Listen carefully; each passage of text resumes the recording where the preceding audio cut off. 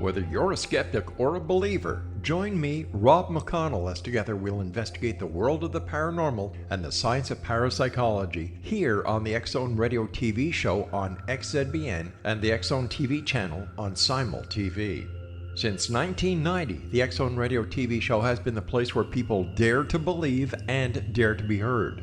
Together, we'll investigate UFOs, aliens, ghosts, Bigfoot, psychic phenomenon, lake monsters, conspiracy theories, government cover-ups, the truth embargo, alien abductions, ESP, haunted locations from around the world, and so much more. With over 28 years of broadcasting and more than 4,500 individual guests, the X-Zone is truly a place where fact is fiction and fiction is reality, as evidenced by the credibility, integrity, and professionalism of the guests that we bring to our international audience. If you have seen a UFO, had a close encounter, seen a ghost, Bigfoot, lake monster, or a story that you would like to share or have investigated, contact me, Rob McConnell, by sending me your email to xzone@xzoneradiotv.com, or you can call toll-free 1-800-610-7035, extension 143, and on Skype, X-Zone Radio TV. For more information on the X-Zone Radio TV show with yours truly, Rob McConnell, visit www.xzoneradiotv.com or www.xzonetvchannel.com or simultv.com and xzbn.net. Until next we meet here in the X-Zone from our broadcast center and studios in Hamilton, Ontario, Canada, always remember, X-Zone Nation, keep your eyes to the sky and your heart in the light.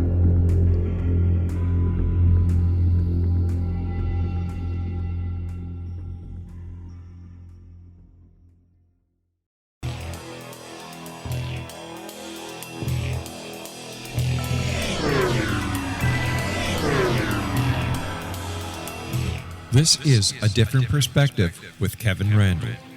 A retired U.S. Lieutenant Colonel, Kevin Randle has been studying UFOs for nearly 50 years. Kevin has investigated some of the most famous UFO cases in the world and has been consulted for dozens of documentaries about UFOs.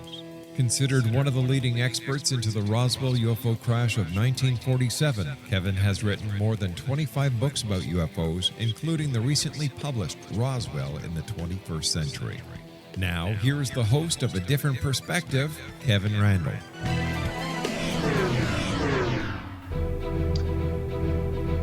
And this is, in fact, A Different Perspective, and I am Argon Tragarian. No, I'm really Kevin Randle. I want to do something weird here before I get to Mark O'Connell. As you probably know, if you've been paying attention, I'm a fan of Game of Thrones, and I've thrown a couple of things into the program periodically to hint at that. For example, I often say in the fall, winter is coming, which was the big thing when they started the program.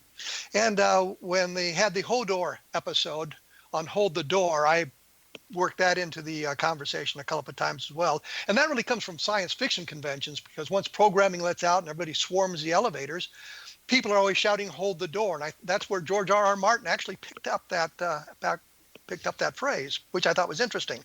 But I bring this up because tomorrow, of course, I think they're going to have a big battle. I wanted to predict who's going to end up on the Iron Throne, because I think I have it figured out, and I wanted this documented before it airs. I believe it's going to be Gendry Baratheon, who was the bastard child of the king Robert Baratheon, who was the last person to, I guess, legitimately sit on the throne. And so we had the episode where Daenerys had announced he was no longer a bastard and gave him the lordship of their ancestral home or something. So I think it's going to be Robert Baratheon's once bastard child going to be the person who sits on the throne. I think Daenerys is going to die in the battle, and Jon is going to abdicate in the favor of Gendry. Anyhow, I just wanted to bring that up because I wanted the prediction there. The other thing I wanted to do is I mentioned last week, Rob McConnell has initiated the International UFO Reporting and Research Center, the UFORRC, which you can find at www.iuforrc.com, and there's a reporting form there if you've had a sighting. And the idea is to gather information for a database that will help us understand more about the UFO phenomenon. And finally, I was alerted to a free book website. You can go on and read books for free, and I found a couple of my books on there, which annoyed me immensely. They had no permission to do it. They were on there illegally, and they end up costing the authors money. And if you're into cheating people out of the money they've earned, well, all well and good. But the thing is, there are some legitimate sites like that. And one of them is BookBub, and I subscribe to that. You can buy books anywhere from 99 cents to $1.99, $2.99, and a lot of them are up there free, and it's with the author's permission. This other site didn't have the author's permission, and I just wanted it known that we've got to look at that, because the person who makes the least on the book, the cover price of the book, is probably the writer. And everybody thinks we make gobs of money. We're not all J.K. Rowling and that sort of thing. We earn our living by writing these books. And if you go to the website, you're kind of taking money out of our pocket. So I think you all should be aware of that. I'm sure Mark agrees with me on this, because as a writer, he's probably faced the same thing. So now that I've shot my face off for way too long, and I should announce I'm really not Argon Targaryen, I am really Kevin Randle.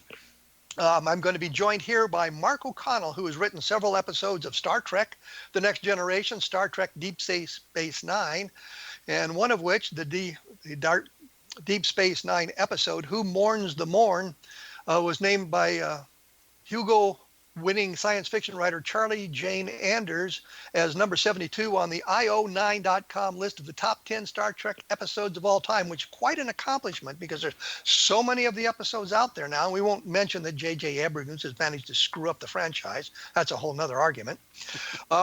Mark has had several feature film projects in development with Disney, DreamWorks Animation, Launchpad Productions, Barcelona Films, and Al Ruddy Productions. He currently writes a UFO blog, High Strangeness, at www.highstrangenessufo.com, and has made his reality show debut in 2015 on Mysteries of the Monument on the Travel Channel. Mark has written The Close Encounters Man, which is one of the reasons we brought him on, which is about J. Allen Hynek. And this whole program today kind of, I guess, generated when History was doing their Project Blue Book series. And I got interested in it because I wondered how the Hynek family felt about the project. And I knew Mark had a good working relationship with them and had written the book about it, The Close Encounters Man, about J. Allen Hynek, and he would have some interesting comments to make. Mark, after all of that, welcome to the program. Hi, Kevin. That was a great intro. I really appreciate all the kind words. It's great to be here. And you didn't appreciate the Game of Thrones prediction?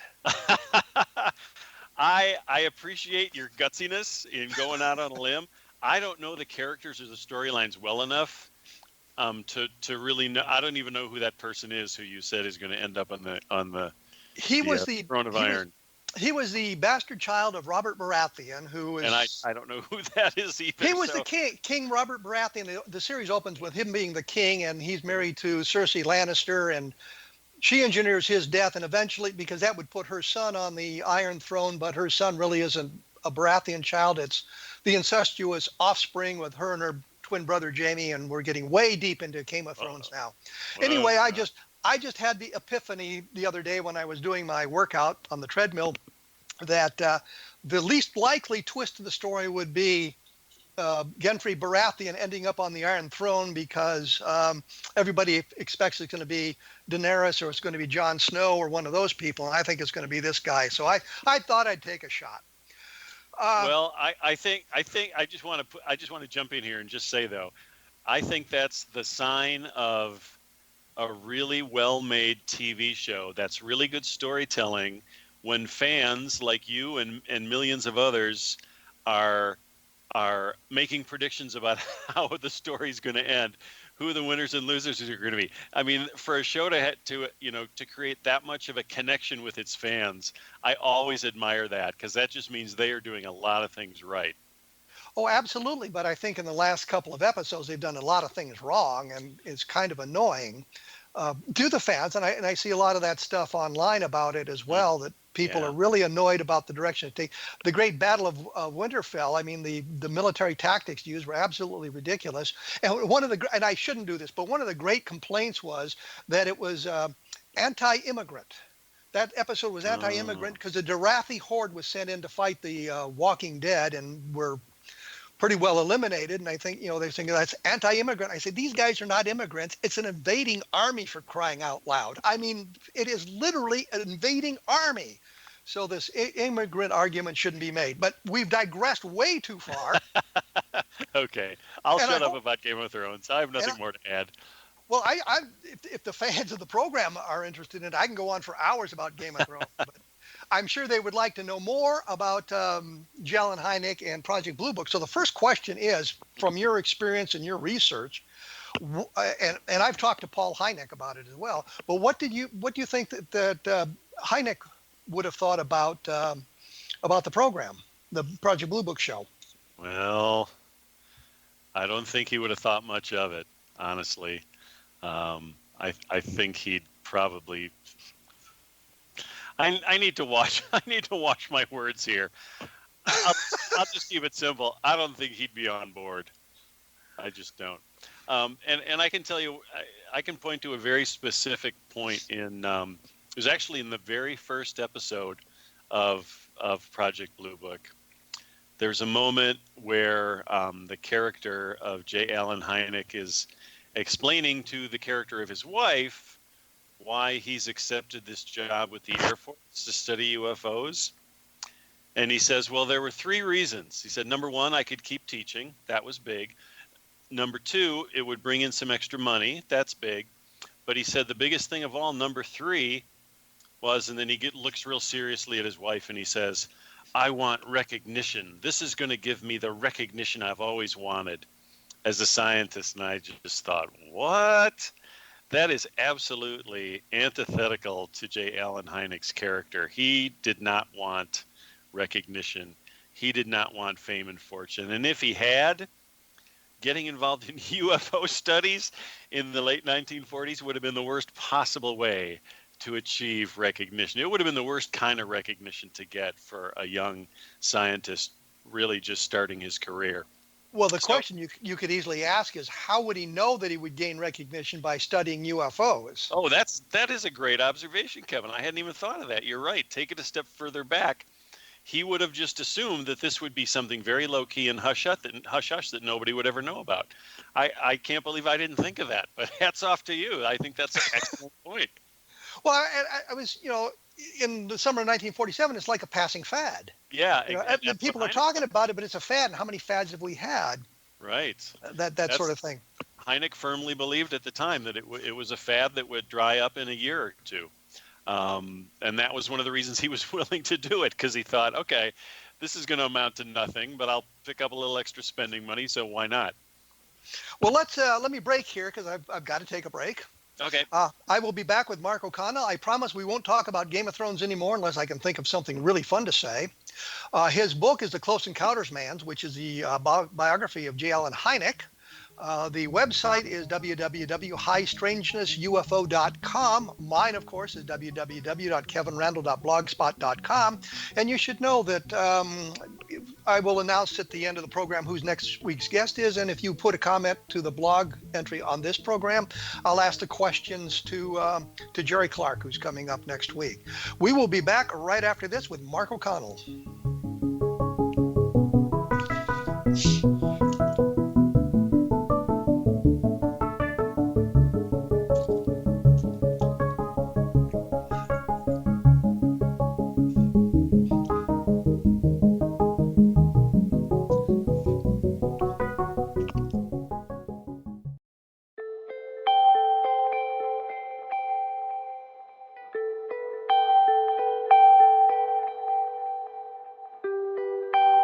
It's hard to listen to the news without realizing we're living in volatile, unprecedented times. Yet never has there been such an opportunity to transform the human condition. As old structures fail, where can we find the guidance to co-create a better way? Find Your Path Home is an ever-evolving, leading-edge information, education, and healing resource center designed to support and guide you on your path to unity and enlightenment. Based on sound principles employed by shaman worldwide, we provide techniques that can support you through the current transitions, offering online shamanic classes, international long-distance shamanic healing sessions, complimentary Mission Evolution radio episodes and Stairway to Heaven TV vignettes, seminars, retreats, and much more. All of this can be found on findyourpathhome.com. So I was watching the X Zone TV channel last night when I was abducted by aliens, and they kept repeating to me over and over again, simultv.com, simultv.com. What's simultv.com? That's what I asked them. They had it written on the side of their UFO. How do you spell that? UFO. No, I mean simultv.com. simultv.com. simultv.com. Right. simultv.com. Interesting that you were abducted by aliens in a simultv.com UFO last night. Oh, yeah? Yeah. Now that you mention it, I remember now last night I was awakened from a deep sleep. My great-grandmother was standing there. She said she'd come from the hereafter to tell me about simultv.com. She even spelled it out for me. simultv.com, sonny boy. simultv.com. simultv.com, sonny boy. Wow. Yeah. Guys, you'll never guess what my psychic guru just told me. simultv.com. Exactly. Are you guys psychic too? Of course. We all know about simultv.com. simultv.com.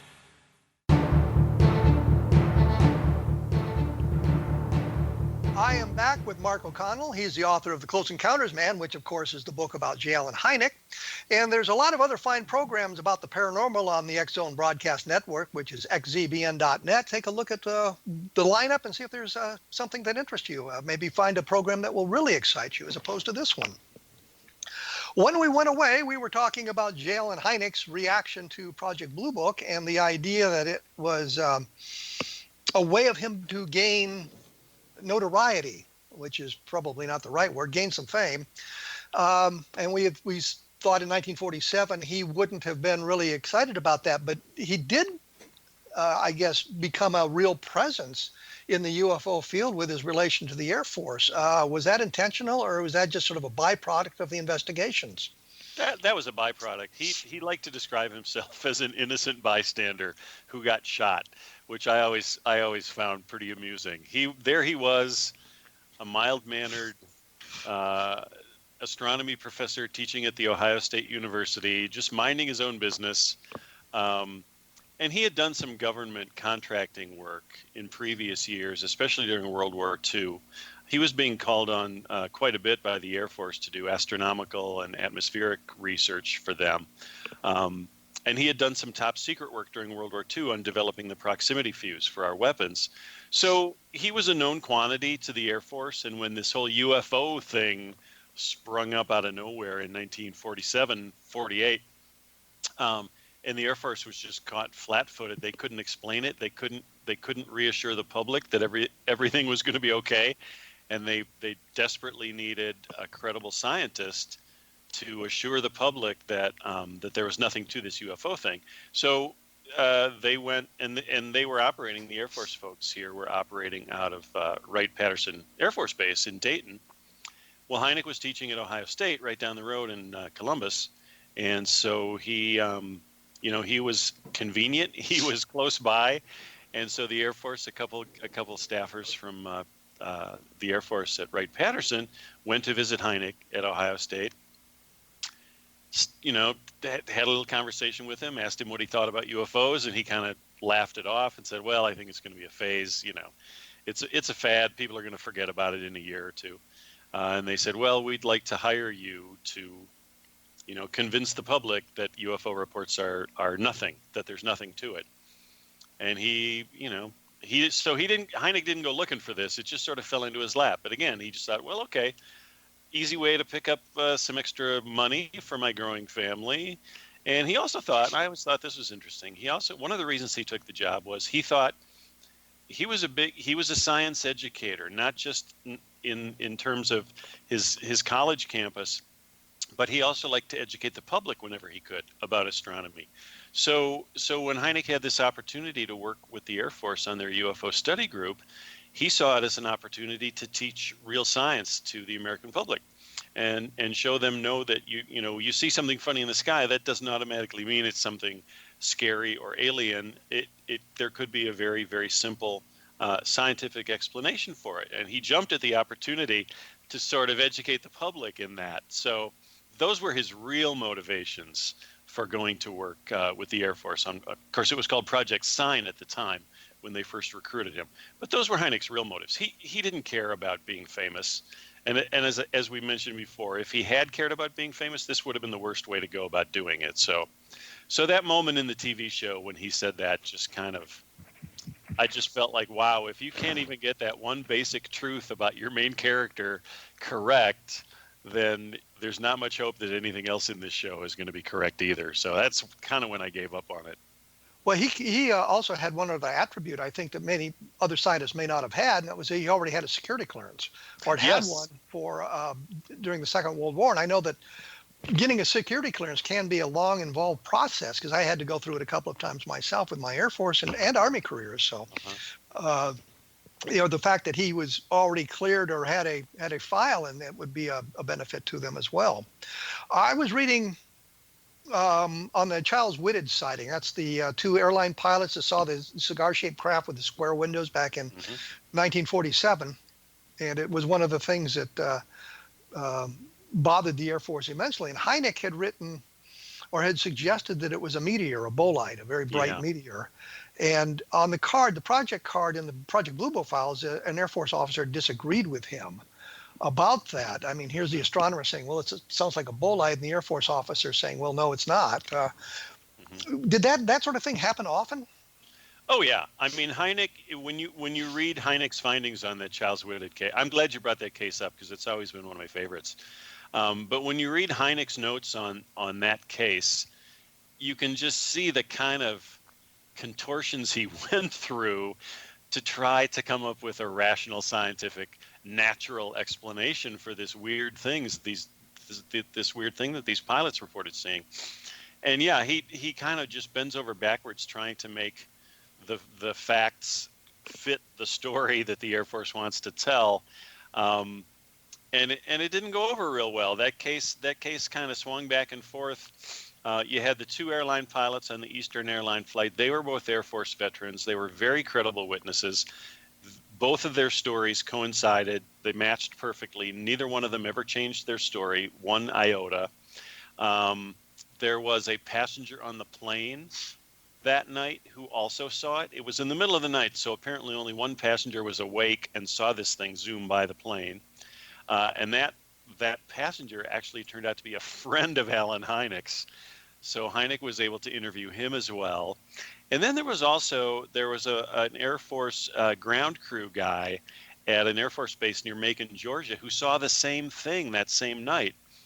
And his description of this rocket-powered missile with rows of windows along the side perfectly matched the description given by the two Eastern Airline pilots. So this is like the best kind of UFO case there is, because you've got now 4 different witnesses. They're in different geographic locations, and they're describing essentially seeing the exact same thing. So for Hynek, in later years, this would have been the ideal UFO report. It would have been very, very hard for him to knock it down. But coming as it did at the very beginning of Hynek's UFO career, he did not want to go there. He wanted to explain it away. So yeah, as I say, he went through all sorts of contortions to try to come up with that bolide explanation, and that's what it said in the official record for a while. Eventually, I think it was changed back to an unknown because the bolide story just didn't add up. It just didn't hold up. But it does hold up. If you remember the bolide story? Yes, when you remember the Zond 4 reentry in March of 1968, I believe it was. A lot of people knew what it was, that this was something, the returning spacecraft breaking up as it re-entered the atmosphere. But a number of people drew cigar-shaped craft with square windows and a flame out the back, just like Charles Whitted had done. And if you look at, there was a wonderful YouTube video, and I don't know if it's still available, called Meteor Compilation. Mm-hmm. And it's 3 minutes and 19 seconds of people who had managed to videotape meteor falls, and you can see them breaking up and that sort of thing. And so if you get a quick look at something, you get the impression of a lighted cockpit and windows along a fuselage and a flame out the back. And I think that given that and the drawings made, which resemble what Charles Whitted drawn for the Air Force back in, or I really should say the Army Air Forces back in the time. It suggests that people can mistake a very bright object they're not used to like that, especially in bizarre conditions, as a cigar-shaped craft. And I think that the bolide answer works, given what we know today.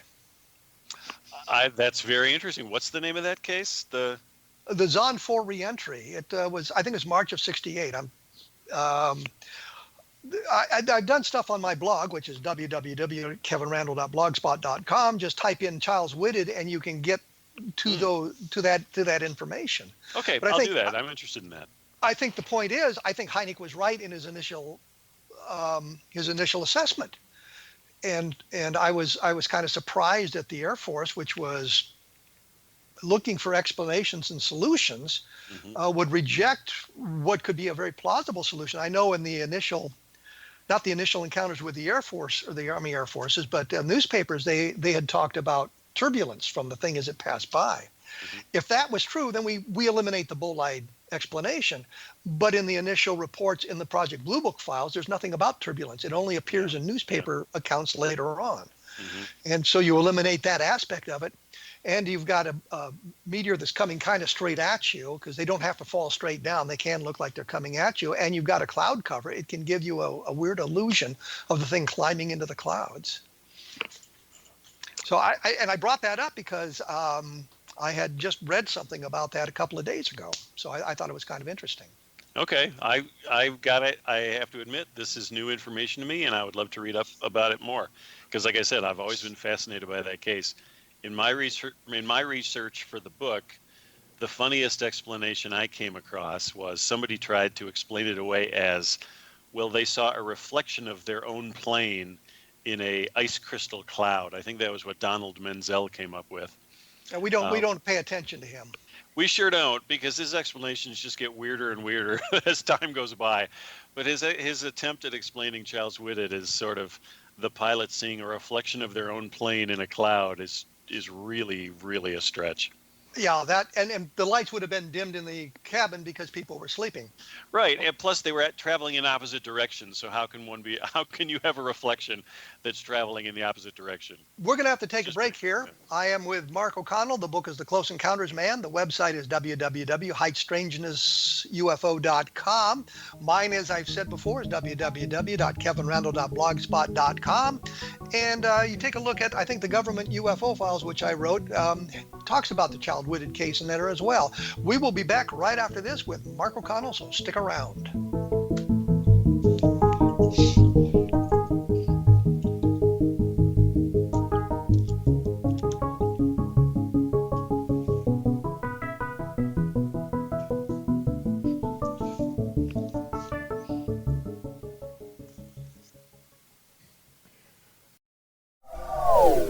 They are here, and they've been here for thousands of years, making their presence known in the shadows. They might be seen by a lonely motorist on a deserted road late at night, or by a frightened and confused husband in the bedroom he is sharing with his wife. But who are they? What do they want? Why are they here? Perhaps most concerning, has the government been aware of their presence all along? The new book by L.A. Marzulli, UFO Disclosure, the 70-year cover-up exposed, delves into the world of UFOs. Can full disclosure be soon?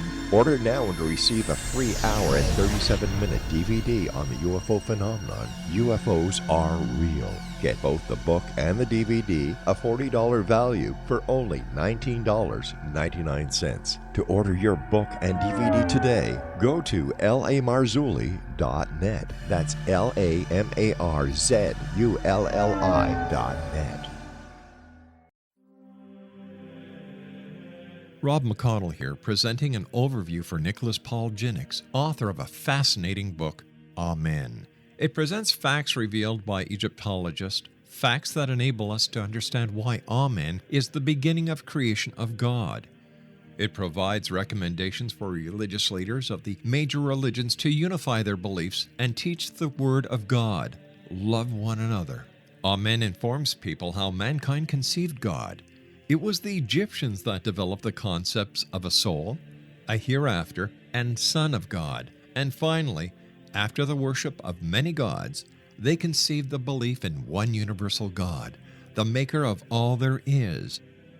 For more information, visit www.futureofgodamen.com. That's www.futureofgodamen.com.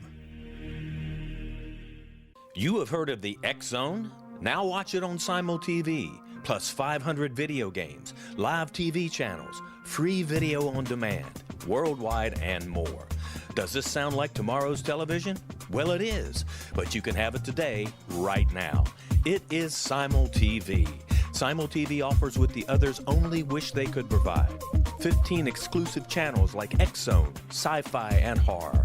We are worldwide. No other provider offers that. 500 built-in video games. No need to have an extra expensive system. We have them included. Free video on demand. Live streaming events from around the world. Interactive online network, and much more. Tomorrow's TV today. Simul TV. Sound too good to be true? Well, it's not. You can have Simul TV today. Sign up at simultv.com. Do it today.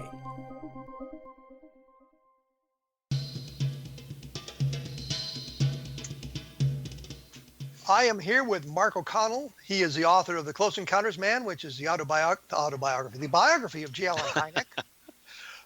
J. Allen Hynek. I think we've exhausted Charles Whitted. And as I said earlier, I announced the next program on my blog, and I say, if you've got questions, put them in the comments section, and I'll see if I can get them asked. So I've got some comments that were sent to me, and I thought I'd ask you the questions. Great. First, they wanted to know, did Allen Hynek compile a list of those cases, say 10 or so, that he felt were truly unexplainable? I don't know if that would have been, say, a physical paper list that he would have kept anywhere, but certainly in his head, he did have, he was always, his head was just so filled with case details and case reports that, yeah, I would say he always had a list of the most interesting, the most compelling, and from what I have heard from some of Hynek's closest colleagues and compatriots, number one on that list was always the Lonnie Zamora Socorro, New Mexico sighting in the mid-'60s. That was pretty much Hynek's gold standard for many, many years for a plausible, believable UFO report. Of course, it was a close encounter of the second kind. It involved physical effect on the ground where the UFO was had landed. So yeah, Hynek definitely had lists. It's kind of funny. The first thing I thought of when you read that question, Kevin, was Hynek was kind of notorious among his friends for having his home office just piled with UFO files everywhere. Of course, he would go to Ohio about once a month while he was working for Project Blue Book, to do his case analyses there. Very often some of those files would come home with him, or copies of those files would come home with him to Chicago, and they would end up in his home office, and they were just piled up all over the place. And his friends, people like Jerry Clark and Jacques Vallée, they would wait until they knew that Dr. Hynek and his wife were going to be out of town, and they would sneak into the house, and they would organize and alphabetize as many of the files as they could before Allen came home. From what I learned, it was pretty much a hopeless task. They never got ahead of him, but they kept trying. Well, two comments spring to mind. First of all, is the cases he brought home probably were not classified.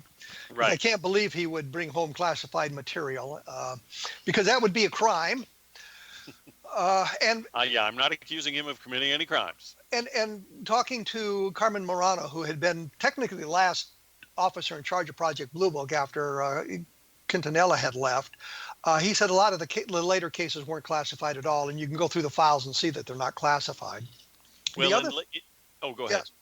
I was going to say, the other thing is I looked at the Lonnie Zamora case in depth and did a book, Encounter in the Desert, that came out just a couple of years ago, and I could see that Hynek was very fascinated by that case. Mm-hmm. The thing that I do not understand is in the days that followed, there was discussion of other witnesses, mm-hmm. not necessarily Opal Grinder and the car from Colorado that nobody could find. But there were people who had called the sheriff's department or the police department and said they had heard this thing. And they called prior to Lonnie Zamora seeing or hearing anything and reporting it back. So that wasn't generated by the publicity. They had called in prior to that, before there was any publicity, J. Allen Hynek, the NICAP guy, Ray Sanford, the Air Force people. Nobody tried to find those witnesses. I find that just absolutely astonishing. I get where you're coming from, and I guess if I had to make an excuse for Allen Hynek for not following that up on that case better, it would be that by 1965, when this was all occurring, there was so much rancor and ill will between Hynek and Hector Quintanilla that Hynek was constantly kneecapped and hamstrung when he was trying to investigate these important cases.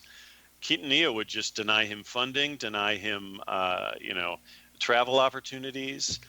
So I don't have any evidence of this, but I feel comfortable speculating that Hynek may not have had the opportunity or the option at all to follow up on any other leads, simply because he was so constrained by Quintanilla. Well, I can kind of verify part of that, because there was another case that happened the day or two after Lonnie Zamora sighting in northern New Mexico, La Madera, I think it was. And Hynek had heard about it and wanted to go there. I mean, it's like a couple of hours drive from Socorro to this place up near Santa Fe, I believe it was. And of course, he was denied permission to do it. And I'm thinking, you just got another sighting that sort of matches this, and you won't let the guy go investigate it. But the real point is not necessarily that Hynek didn't investigate. Stanford didn't follow up on it, the NICAP guy. Richard Holder, who was the Army guy, he didn't follow up, but the FBI guy didn't follow up on it. Moody was there as well, Sergeant Moody. He didn't follow up on it. Nobody followed up on this part of the case. So I'm not pointing a finger at Hynek for not doing it. I'm just suggesting here was an opportunity to make the case even better than he thought it was, and it was just another lost opportunity. And I look through the files and I see all kinds of lost opportunities like that. Oh yeah, that's kind of, you can almost define Hynek's UFO career as one lost opportunity after another. I'm not surprised that Moody didn't follow up on anything. I mean, Moody was basically there to just knock down anything Hynek came up with, as far as I can understand their relationship. So that's not a huge surprise at all. But Hynek's take on Lonnie Zamora just always fascinated me, because he really zeroed in on the fact that Lonnie Zamora did not have an imagination. Okay. He didn't mean that in a bad way at all. He was just stating a fact. Officer Zamora is not a fantasist. He does not imagine things. He doesn't read poetry. Hynek actually said this in one of his reports. He's like, Zamora does not read poetry. He doesn't hang out with wild women. He just gives out speeding tickets. And drinks an occasional beer, which is no big deal. Right. So so that case is pretty fascinating. One of the details of the Zamora case that always jumps out at me is one of the theories that was floated at the time was that this may have been a prototype NASA lunar lander that had launched from Holloman Air Force Base, or one of the other government research sites in the area. And that does sound kind of plausible until you remember, the lunar lander for the Apollo missions left behind half of its structure when it departed, and the ship that Lonnie Zamora saw did not leave anything behind except for scorched bush and landing pad imprints.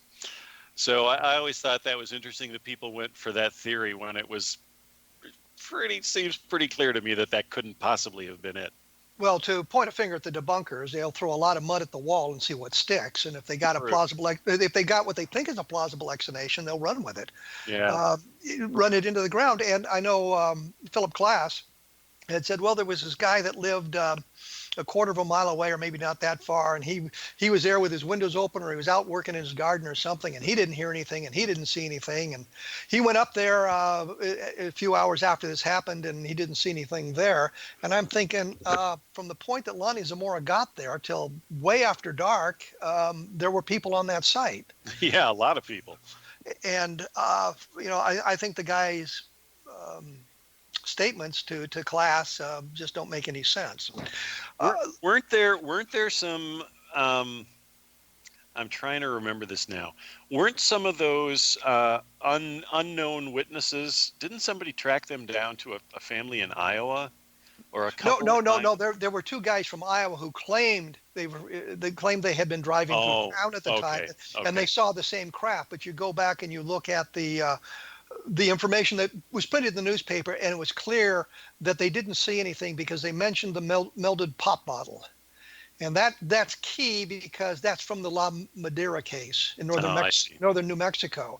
Okay. And I give no credibility to those guys. A fellow here in Iowa, Ralph DeGraw, had interviewed them several years after the fact. Their stories didn't match. It changed. They were talking about a craft with windows on it and all kinds of stuff. So it was clear that story was bogus. But and I discuss it at length in Encounters in the Desert, which is nice that you brought it up, because now I could plug my book that way. You're very welcome. I'm always looking for that. Let's any other cases that really struck struck Alan as exciting or great or top 10? Well, the Lawrence Coyne, the helicopter case, and of course Alan wasn't. He was busy with running CUFOS and teaching at Northwestern at the time, so he did not directly investigate that case, but his sidekick Jenny Zeidman did. And that case was, again, talk about gold standards. That the Coyne copter case was a really important event, and it took place just a week or so after the Pascagoula abduction. So it was part of this huge 1-2 punch of these two really spectacular UFO cases that made huge national headlines in October 1973. And the Coyne case is Hynek was really fascinated by it because, again, like with the Childs Whitted case, in the Coyne case, you had a crew of 4 Army helicopter crew flying home over Ohio at night. They had just had their annual physicals. Let me break in here, because I'm running out of time. I got to take a break here. We will come back and talk about the Coyne helicopter case briefly, and I have a couple of other questions if we can get to them. Great. The book is The Close Encounters Man. It's the biography of J. Allen Hynek by Mark O'Connell. And the website is highstrangeustufo.com. Mine, of course, is www.kevinrandle.blogspot.com. And since he brought it up, the book that talks about Zamora at length is Encounter in the Desert, which you can get on Amazon. If you want it on your Kindle, you can have it immediately, if not sooner, on there. We will be back with Mark O'Connell right after this. I am getting a little long-winded with these case descriptions.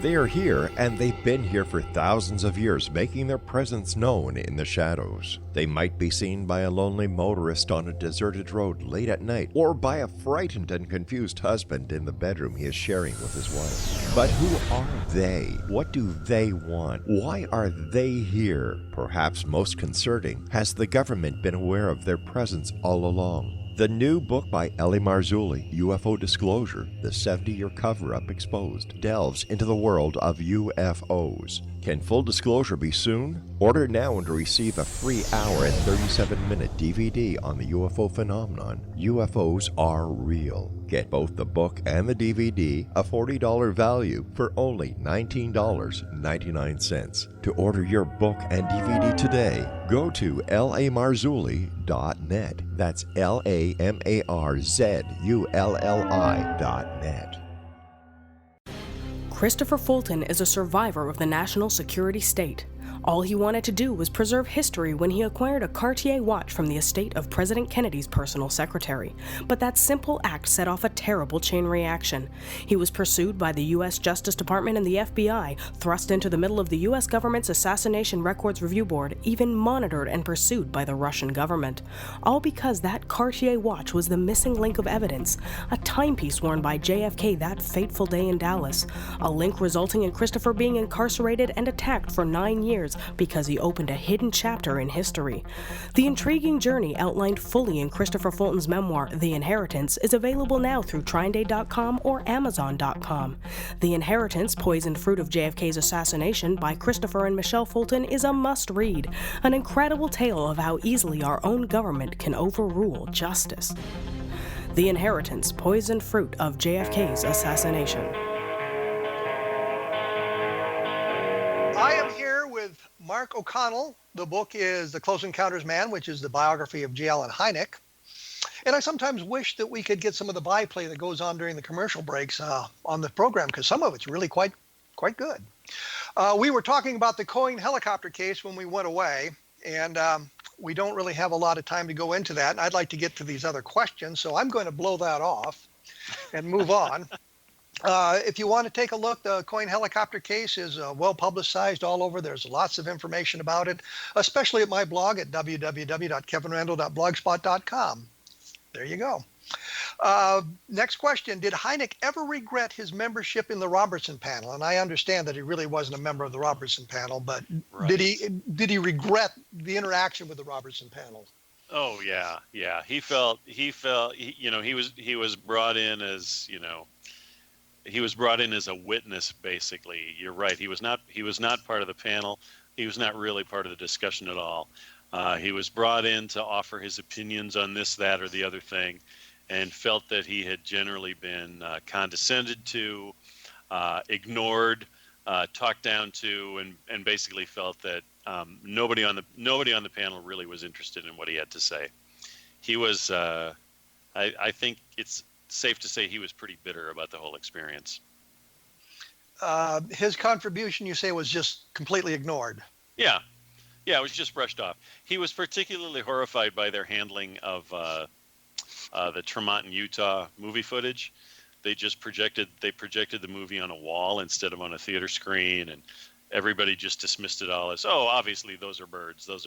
Nobody would listen to any other theory. Hynek just thought it was a big waste of time. Well, you've got to kind of point one of the fingers at the Blue Book guys, because they didn't bother to get a description of the objects from the witnesses. Robert Newhouse, and his family, who'd seen the things much closer. And it wasn't until 2 years later that Ruppelt, talking to Newhouse, got an actual description where he said he saw the things close up and it looked like two saucers joined together, as opposed to the lights in the distance. Well, let's blame everything on Project Blue Book, because we can. There's interesting stuff in there, but you kind of have to read between the lines to get to it. You sure do. I mean, ultimately, Project Blue Book was a colossal failure, but you're right. There is gold in there, if you know where. And that's what people always want to know. Well, why did Hynek continue with Project Blue Book when he had such an antagonistic relationship with the Air Force all those years? Well, it was precisely because there was so much gold in those UFO case files, in the Project Blue Book files, and Hynek didn't want to lose access to them. So he put up with working with people like Hector Quintanilla, and he just, he bit his tongue, and he was a good soldier, just so he could continue to research, their huge collection of files. Well, if you've looked at Hector Quintanilla's book, it's clear from one of the chapters in there, he disliked Hynek a great deal. Extremely, yes. They just didn't get along, and that's not the best working relationship. No, it was horrible. It was quite horrible. The last question I've got for you is, who did Hynek feel were the best witnesses? Law enforcement officers, military personnel, air traffic controllers, pilots, aircrew? Who would be at the top? Who did he really think were the best witnesses for this?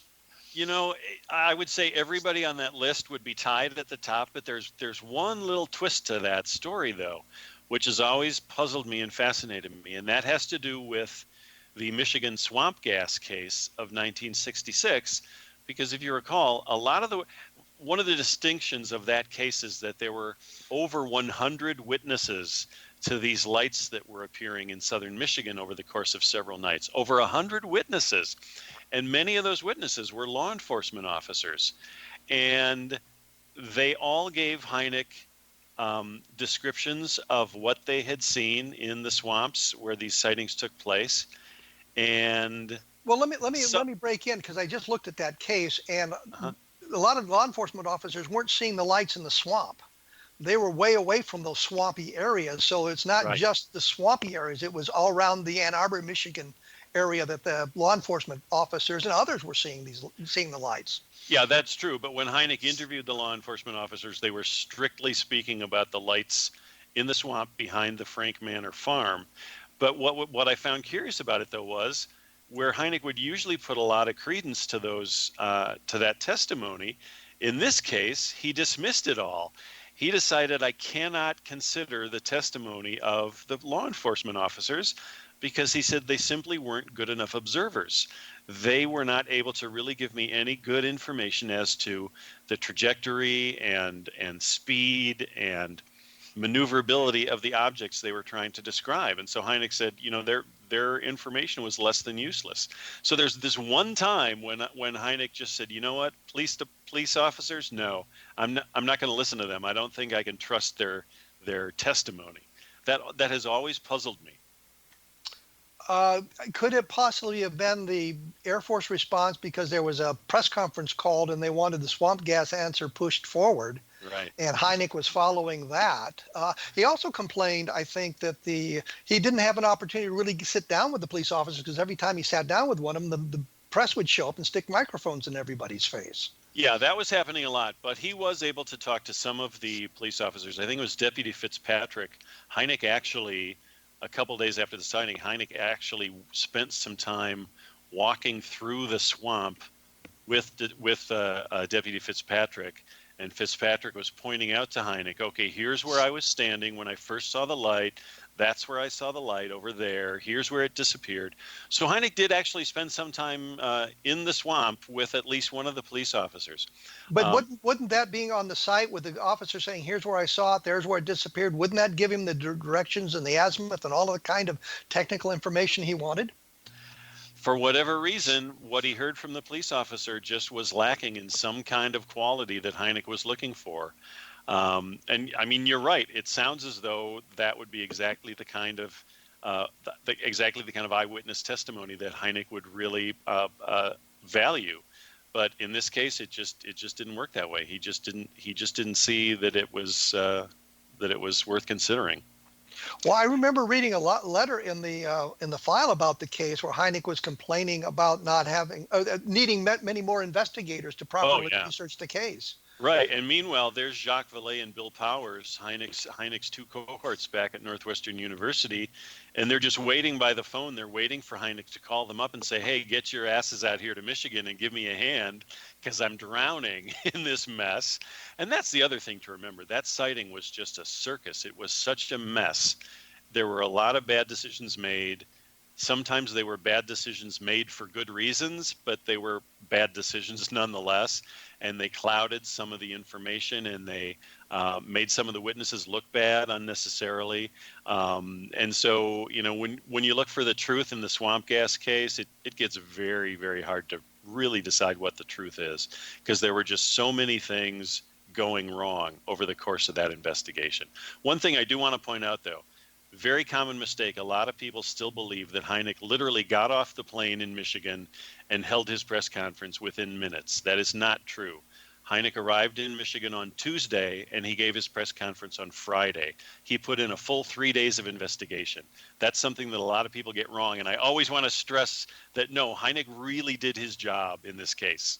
Well, I think the other thing we need to point out is he didn't want to do the press conference. The press conference was arranged by the Public Affairs Office at Selfridge Air Force Base. I think it was Selfridge Air Force Base, and he didn't want to do it. He was kind of forced into the press conference, and he was forced into, I guess, underscoring the swamp gas explanation.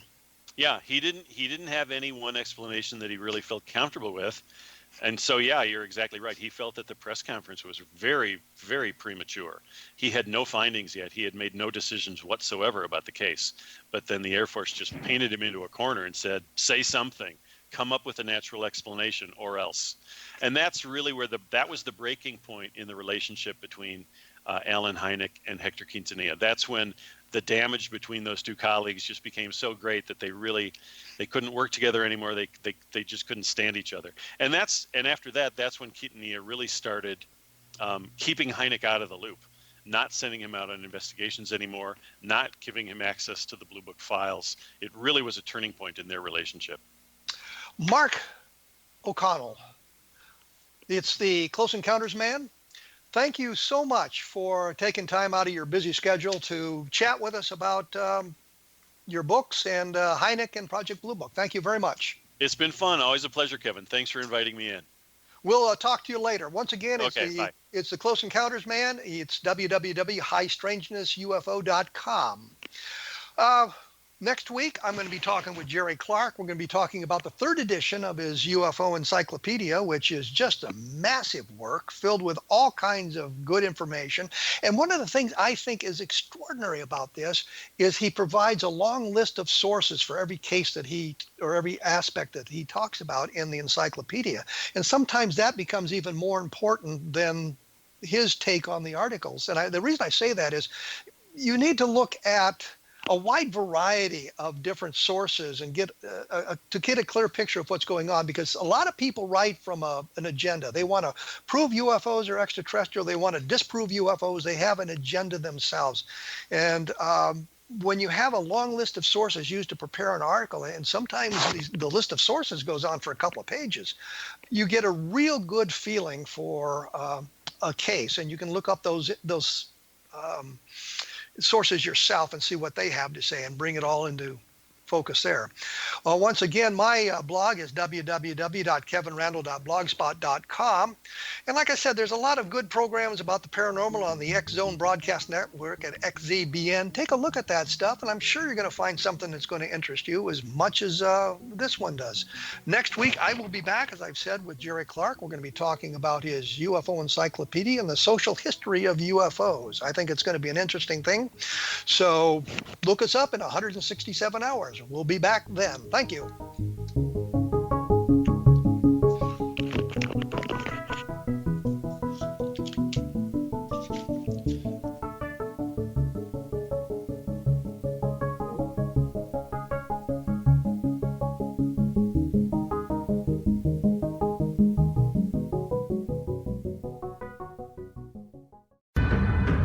If you are looking for a safe, zero-calorie natural option to the harmful artificial sweeteners on the market today, Just Like Sugar is what you're looking for. Just Like Sugar is a wonderful natural alternative for those health-conscious people who choose a calorie-restricted diet with a great, pure, sweet flavor that tastes just like sugar. Just Like Sugar is a great natural option for people suffering from diabetes and may be useful in restricted diet programs where standard sugars are not allowed and does not cause a laxative effect of some other sweeteners. Just Like Sugar comprises a perfect blend of chicory root fiber, natural calcium, natural vitamin C, and Just Like Sugar's sweetness comes from the natural flavors from the peel of the orange. Just Like Sugar is a natural alternative to harmful artificial sweeteners and will change the way that you believe all natural sweetener products taste. Just Like Sugar is available at your local Whole Foods markets, Wild Oats markets, Henry's, Sun Harvest, and many other fine natural food stores in the U.S., Canada, and worldwide.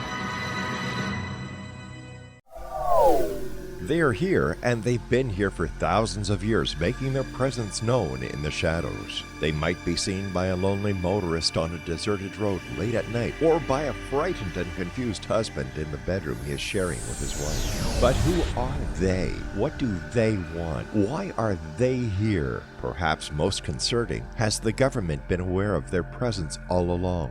The new book by Eli Marzulli, UFO Disclosure, the 70-year cover-up exposed, delves into the world of UFOs. Can full disclosure be soon? Order now and receive a free hour and 37-minute DVD on the UFO phenomenon. UFOs are real. Get both the book and the DVD, a $40 value, for only $19.99. To order your book and DVD today, go to lamarzulli.net. That's LAMARZULLI.net.